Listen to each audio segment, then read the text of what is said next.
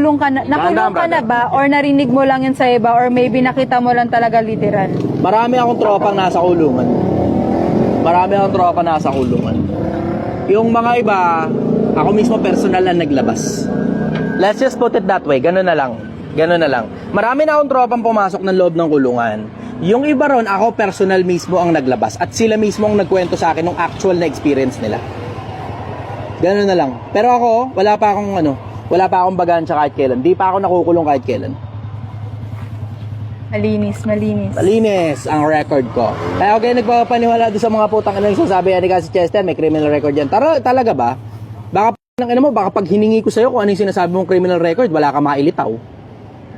Ayusin nyo mga bunganga ninyo. Ayusin nyo mga bunganga ninyo. Baka pag ako'y naglitaw ng tungkol sa inyo, kabahang kayo. Baka umikot ang tumbong ninyo, maniwala ka sa akin. May mga ebidensya ako. I know too much. Masyado akong maraming nalalaman. Sa dami ng nalalaman ko, hindi mo ko kaya ipatumba.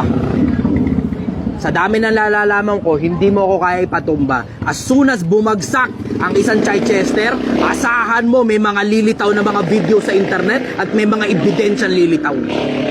Asahan nyo yan.